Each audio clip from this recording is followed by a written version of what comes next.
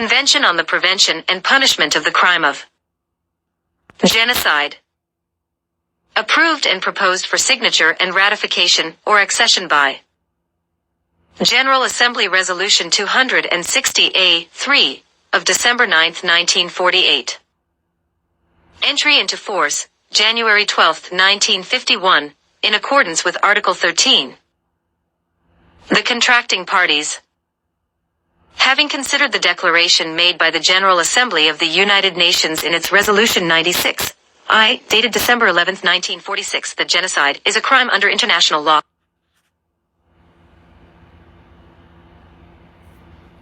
contrary to the spirit and aims of the United Nations and condemned by the civilized world.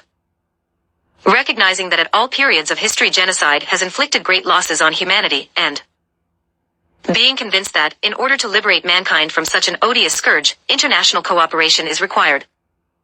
Hereby agree as hereinafter provided. Article I. The contracting parties confirm that genocide, whether committed in time of peace or in time of war, is a crime under international law which they undertake to prevent and to punish. Article 2. In the present convention, genocide means any of the following acts committed with intent to destroy, in whole or in part, a national, ethnical, racial or religious group as such. Killing members of the group. Causing serious bodily or mental harm to members of the group. Deliberately inflicting on the group conditions of life calculated to bring about its physical destruction in whole or in part. Imposing measures intended to prevent births within the group. Forcibly transferring children of the group to another group. Article 3. The following acts shall be punishable. Genocide. Conspiracy to commit genocide. Direct and public incitement to commit genocide. Attempt to commit genocide. Complicity in genocide. Article 4. Persons committing genocide or any of the other acts enumerated in Article 3 shall be punished, whether they are constitutionally responsible rulers, public officials or private individuals. Article V. The contracting parties undertake to enact, in accordance with their respective constitutions, the necessary legislation to give effect to the provisions of the present convention, and in particular, to provide effective penalties for persons guilty of genocide or any of the other acts enumerated in Article 3. Article 6.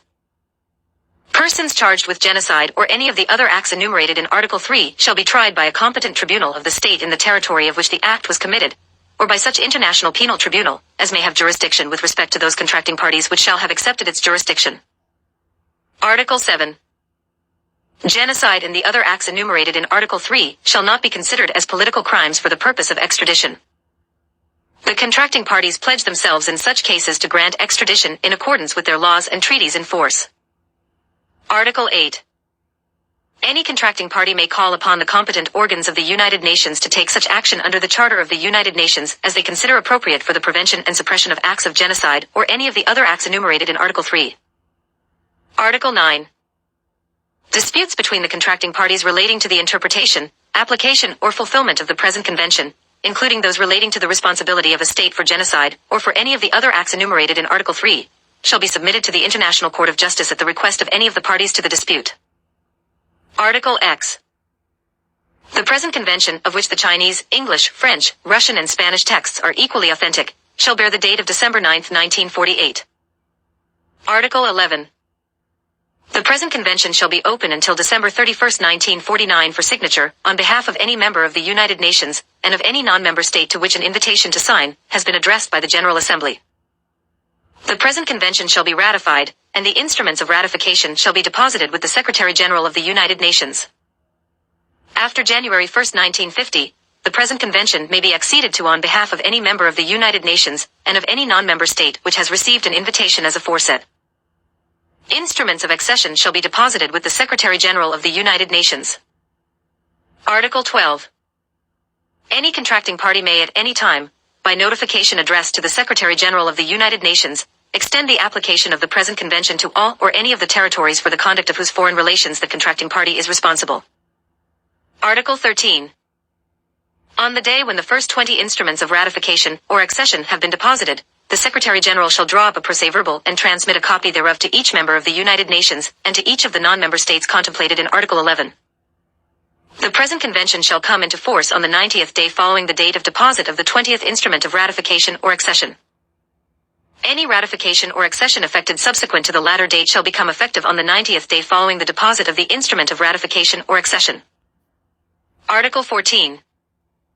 The present convention shall remain in effect for a period of 10 years, as from the date of its coming into force. It shall thereafter remain in force for successive periods of 5 years for such contracting parties as have not denounced it at least 6 months before the expiration of the current period. Denunciation shall be effected by a written notification addressed to the Secretary General of the United Nations.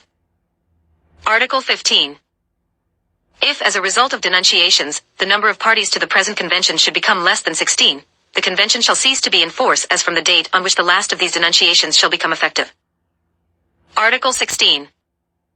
A request for the revision of the present convention may be made at any time, by any contracting party by means of a notification in writing addressed to the Secretary General. The General Assembly shall decide upon the steps, if any, to be taken in respect of such request. Article 17. The Secretary General of the United Nations shall notify all members of the United Nations, and the non-member states contemplated in Article 11 of the following. Signatures, ratifications and accessions received in accordance with Article 11. Notifications received in accordance with Article 12. The date upon which the present convention comes into force in accordance with Article 13.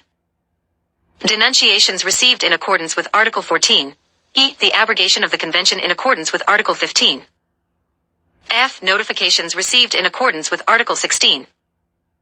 Article 18. The original of the present convention shall be deposited in the archives of the United Nations.